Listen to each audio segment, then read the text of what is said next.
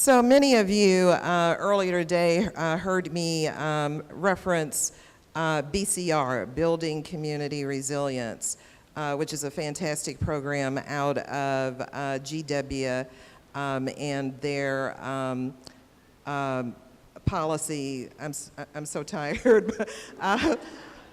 Their public health program. And one of the fantastic people that has invited us in, Trinity and the School of Ed, is our next speaker, who is Jeff Hild. And I am so glad to see that some of the students took the BCR model and did a poster presentation on that. So I'm going to ask Jeff to come up here, and he's going to give you some more information about the model and what they're doing. So thank you, Dr. Greer, and it's really a pleasure and a privilege to be here. I've got a slide deck that you can't see, but I think maybe we can get it sent around afterwards, and hopefully it'll be useful for y'all. So as Dr. Greer mentioned, I'm Jeff Hild. I'm the policy director at the Redstone Center, which is part of the GW School of Public Health. And one of the projects we run is called Building Community Resilience. And so if you pull out in your folders, we do have a visual here. So this piece of paper here will help you kind of visualize some of the work we do. So Building Community Resilience is a national collaborative and network where we do work in 5 cities, including Washington, D.C. And really the work is centered around preventing and mitigating the impact of ACEs through cross-sector collaboration. And so we bring together multiple systems, child health systems, community-based organizations, community members, and other child and family serving entities to really try to get at the root causes of adversity and build equitable and resilient communities. And when we talk about resilience, so there's kind of the physics definition, right, of like you push something down and it goes back to a steady state. That's not what we mean. We really mean bouncing forward. So not enough to get back to the baseline, and we know with a lot of the deep inequities, especially the ones we see in DC, that defining resilience in that way is not good enough. We need to define it as thriving, well-heeled communities, right? So that's how we think about resilience. So the framework we use is the pair of ACEs, or we call it the tree.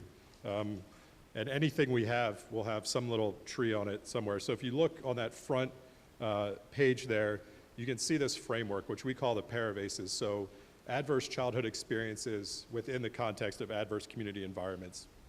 And so we really start to ask the question of what's in your soil, right? So if you think about the leaves on that tree, those are kind of the individual experiences and outcomes that a child might face. But when we start to dig down into that soil, we see the underlying causes that either prevent resilience or in many cases drivers of adversity in that child's life. So things like poverty, discrimination, community disruption, or here in the district, gentrification and displacement, lack of economic opportunity, violence, racism, poor housing, these kind of systemic issues that really create a soil that it's impossible for a healthy tree to grow out of, right? So that's the model that we use, and we think that model gets us to start thinking about what are the underlying and systemic drivers of inequities we see in our communities. And so the flip side of that picture of adversity, right, is a healthy tree that's a picture of resilience. And so what needs to be in that underlying soil to promote a healthy tree, or in this case, a healthy child, a healthy family, and a thriving community? So you can kind of turn that on its head and use that to paint a picture of resilience. So the 5 communities we do work in, one is DC, and we've been really fortunate to have Dr. Greer and Trinity come on board as one of our latest partners here. And I would be remiss if I didn't say that what Dr. Greer and others are trying to do here in transforming how you all think about ACEs and incorporate it into your curriculum, I think really has the potential to be, in many ways, a national model. So a lot of my day-to-day work is up on the Hill trying to convince lawmakers to authorize funding streams to promote trauma-informed schools or other programs designed to prevent and mitigate ACEs. And the thing where we get the most traction is around the work happening in schools. And the question people always ask is, how do we replicate this, and how do we build the workforce to do this? And so I think the work that Dr. Greer and her team are doing here can really inform that national conversation that's really kind of starting to take off. And I would just say that we spent a bunch of time together last week, and on one of those days, Monday, we had all our teams from around the country. Well, I should say all of our teams that have congressional representation. So our 4 other sites in Cincinnati, Dallas, the state of Oregon, and Missouri, we spent a bunch of time with them on the Hill, talking to their members of Congress about the work that they're doing. And I was lucky enough to go with the Missouri delegation, and we had the superintendent of schools of University City, just outside St. Louis. It's actually the school district that Ferguson is part of, and the superintendent of schools there joined us, and she was actually on the Ferguson commission after Michael Brown's death. And her story of the transformation that happened in her schools when she implemented trauma-informed practices is really remarkable, and ones that you could see the staffers kind of leaning in when she was going through the process. And the story she told is that they were losing teachers, students weren't graduating, and the teachers did not have the tools to confront the issues that students were presenting in their classrooms, right? And you couldn't hire enough mental health counselors to deal with this. And so by starting this transformation at her schools, first starting, when we think about this model of kind of levels of trauma informed and awareness, right? So it starts with just that basic awareness of how trauma shows up, all the way down to really this cultural change where trauma informed becomes the norm in the institution. And that's the work that she sought to undertake. And what happened is teachers now had both the tools to understand what the students were doing, and you've probably heard it today, right, of flipping that question of what's wrong with you to what's happened to you, right? They made that connection, and they were able, both in their disciplinary practices and also just how they worked with the students. So this understanding really transformed her school system. And from a policy standpoint, which is what I'm interested in, it's really hard to do that because she didn't have separate money to do that. She was lucky enough that she's a dynamic leader and was able to access private philanthropic dollars to help with this training. But what we tried to impart on the policymakers and the staff is that you really need an intentional way to do this work with funding behind it, right? And that's the way that we'll get to systems change. So I wanted to kind of tell a little bit of a story about how we arrived at our framework, so kind of the Pair of ACEs framework. So if you think about the original ACEs research, right, ACEs get under the skin. There's this really clear line between ACEs and later health outcomes, right? That's been pretty well established. And when we look at ACEs and the data we have about exposure to ACEs, we see it as an American health problem, right? So their exposure is fairly universal across different racial, ethnic, socioeconomic groups. But what's different is the outcomes that we see, right? So ACEs exposure may be universal, outcomes are very disparate, right? And we see that in many ways. So one thing we might look at in public health is low birth weight, right? And if you look at the standard for that is about 5.5 pounds. Some of the doctors in the room would probably tell me what that is in grams if Nia is still here, right? And if we look at that, adjusting for education and again socioeconomic status, the outcomes for black moms versus white moms are almost off the charts. And so what helps to explain that? And for a while, researchers would ascribe it to race. But really what it is racism, right, that's driving that. And so when we started thinking about ACEs, we try to figure out, so what are the things that are preventing resilience and driving these disparate outcomes? And so one thing we started thinking about was community trauma, right? So the idea that there's sort of layers of trauma that are rooted in historic inequities, historic oppression, and racism. And so the impact of that community trauma, and if you think about a visual of kind of a bunch of concentric circles with those individual level ACEs around the outside and these other layers of trauma at the community and the historical level kind of below that, you know, that helps to explain how we got to our model. And so when we, you know, one of the issues we grappled with is that kind of this interpersonal level trauma, right? So an abused or neglected child or violence, right, are very sort of tangible and easy to understand things. The community level trauma was less tangible, and so we wanted to start looking at what are those specific things that we can point to that kind of show us what these system levels drivers are. And that's really how we got to the idea of the pair of ACEs and the tree. And I'm sorry, I'm trying to like skip through my notes that were aligned to the slides here and get to the salient points for y'all.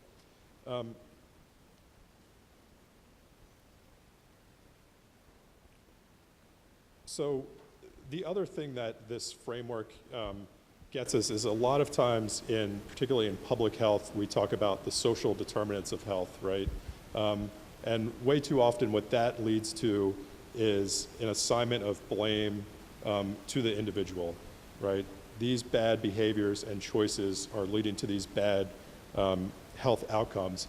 But when we start to think about the pair of ACEs framework and really what's embedded in that soil, we really can start to think about social determinants as the expression of these underlying structural inequities. So we could think about our neighbors in Ward 7 or 8, or even here in Ward 5.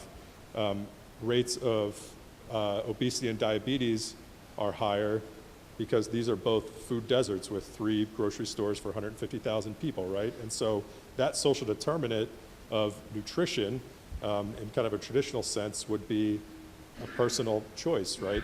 But in reality, it's the structural determinant that's driven by these underlying inequities. So that's kind of our framework, and I wanted to say a few words about how we think about resilience. So I mentioned at the top that we think about it in terms of bouncing forward, but the science of resilience is really rooted in disaster preparedness, right? And so what we've tried to take is that disaster preparedness science and put it into a community context that we could start to measure what resilience looks like in community.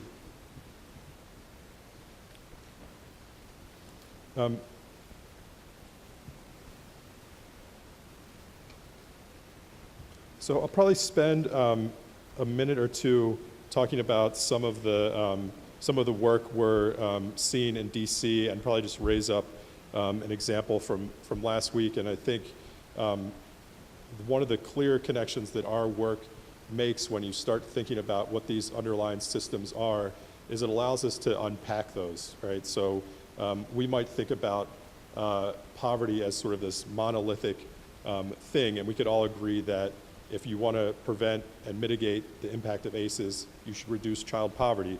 But what does that really mean, and how can we start to unpack that, right? And so what we try to look at in our work are what are those other factors that are feeding into that. So it could be lack of transportation options, right? It could be lack of access to nutritious food.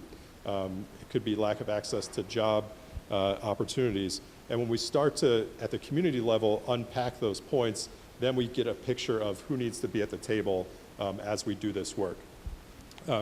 So one of the stories that came up last week when we had our town hall meeting was a project we're doing called Root Causes here in DC. And that really arose out of some interviews that colleagues of mine were doing at Unity Healthcare on Minnesota Avenue in Ward 7, and really asking the moms who are receiving healthcare at Unity what the drivers of stress and adversity were in their lives, right? And as you all know, when you start asking community these questions, you get answers that are a lot different than you may have thought going in, right? So two things overwhelmingly stood out for all of the women we talked to. One was a history of sexual and intimate partner violence, almost to a person. They mentioned that. And the second one was stress around both their own interactions, but more specifically, the interactions of their children, particularly their male children, with Metropolitan Police Department. By far the two highest stressors identified across the board. And so, we had this anecdotal or qualitative evidence and started to figure out what we need to do with this. So we put together a project called Root Causes, where an ethnographer at the School of Public Health partnered with the National Organization of Black Law Enforcement Officers, or NOBLE, and also MPD, and they did two sets of focus groups. So one was with young people age 16 to 21, to kind of talk with them about their interactions with MPD, how they saw those interactions play out and what role it played in their lives. And then a separate set of focus groups with MPD officers.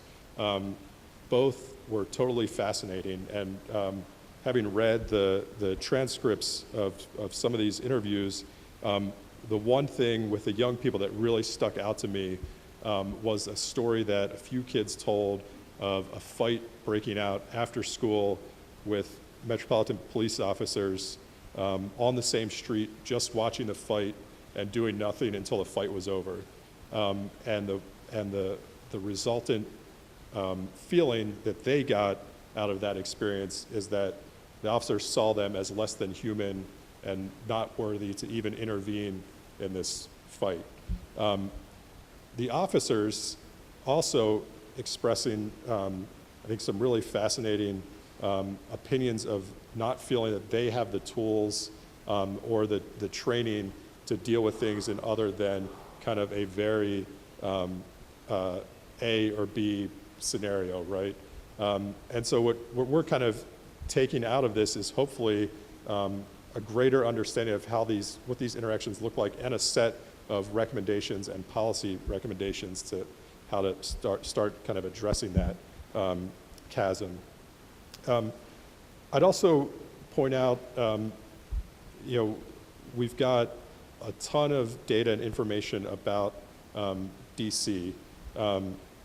And when we start unraveling that, and I would point you all to DC Health's Office of Health Equity and their Health Equity Report they put out last year, which just kind of really encapsulates everything we see in the district around disparities and doesn't paint a flattering picture. But I would maybe leave you on a couple hopeful and optimistic notes. So in the district, we've got a really long way to go, but I think we're starting to see, at least at the policy level, some recognition of the steps we need to take to get there. And this is, I think, a very nascent journey that the city is on. So a couple things that I would point out. One is just today, Racial Equity Achieves Results Act hearing before the council. I was able to be there for a little bit and then watch it online. So I think over 100 community witnesses there talking about the need to embed equity both at council decision making. So you can think about every bill gets a fiscal impact statement, right? So what do we do to start putting an equity lens on what council is doing? And then at the agency level, embedding an equity tool into agency decision making. So that is also coupled with another bill that we testified on Tuesday around health impact assessments, of how to start incorporating a process of thinking about the development in DC and the built environment through the lens of impact on the health of community. So I think these types of things are gaining steam. And then last year we saw a couple important bills pass that unfortunately the mayor has either not fully funded or funds have been diverted elsewhere, but I think that's a fight to keep pushing for. And the first one is the Fair Access to Schools Act. Dr. Greer knows this well, which would start changing the lens of exclusionary discipline, and then I think for us, most importantly, begin to provide resources for trauma-informed schools in the district. Unfortunately, that is a big investment that needs to be made. Those funds weren't in the mayor's budget, and a number of us are pushing to move those forward. The second one is the Birth to Three for All DC Act. So a lot of folks in this room, I think, worked on that. So really taking the idea of universal pre-K and moving it down to early childhood education from, again, birth to 3. And the big part of the bill is really around fully funding child care subsidies in the district so that no one is paying more than they can afford for child care, and also creating some pay parity between ECE staff and their colleagues in DCPS. But for us, a couple really notable things that were in there are some innovative models, both in pediatric practice and also in early care settings. So in pediatric practice, what we're seeing is this desire to kind of open up the four walls of the clinic. So the understanding that health doesn't really happen in the walls of the pediatric practice, but how can we offer supports to families to address these adversities that are happening in their lives. So the Healthy Steps program embeds a child development specialist in the practice and also utilizing health workers to both refer and support families to address the adversities happening in their lives. That is in a couple clinics now in wards 7 and 8. So in the legislation, this would fund additional clinics to offer this model and eventually have it reimbursed through Medicaid. So these are kind of the cross-sectoral things that the BCR framework kind of leads us to. The other thing is the Healthy Futures model, which is another evidence-based model, and I was talking to one of the great students in the back. And these are mental health consultations in early childhood settings. And so what we've been finding through the kind of initial round of evaluation of this is that, again, teachers, even in ECE settings, didn't have the tools to support their students who were presenting in their classrooms with trauma, basically.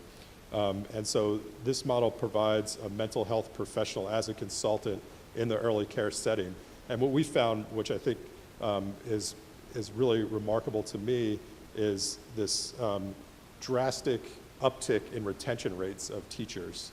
And it's both that they have the tools to support their students, but they also have the tools to support themselves. And so one thing we talk a lot about in our work is secondary or vicarious trauma, right? And so, most people associate this with like folks who are on the front lines, firefighters and things like that. But it also impacts kind of what we call the caring professions, right? Teachers, pediatricians, social workers, others who have that experience of trauma through their interaction with the folks they're serving. And so how do we provide tools for that workforce to deal with their own emotions and feelings they're experiencing, as well as better serve their clients and children in this case. And because we're in DC, I'll probably just mention a couple things that I think are really exciting that are happening at the federal level. And I mentioned up top that I think the work that Dr. Greer and her team is doing here can really be this national model. And what we saw last year in Congress around the opioid crisis was this recognition to treat that epidemic as a public health epidemic. And I think there's a really long and important discussion to have about why they decided this epidemic should be treated that way. And I think we in this room probably know the answer to that. But it did provide an opportunity to start thinking about not only those tools that we need to treat folks with substance use disorder, but also how we deal with sort of the ripple effects of the epidemic and start to address what the underlying causes of addiction are. And so we were able to work and provide a small provision in the bill to fund local trauma-informed initiatives in schools. And so that Congress authorized that at $50 million. We're now trying to push to get that appropriated. But it was really, I think, a recognition that was bipartisan, interestingly enough, that schools are sort of the front lines of this work, and that we need to give teachers the tools to deal with what's happening in the classrooms. And then just the other thing I would point out is there's a couple emergent models related to Medicaid and how we can better, as payers, reimburse those sets of services that, again, we know are outside of the clinical setting. So, I think I'm hopeful that through this understanding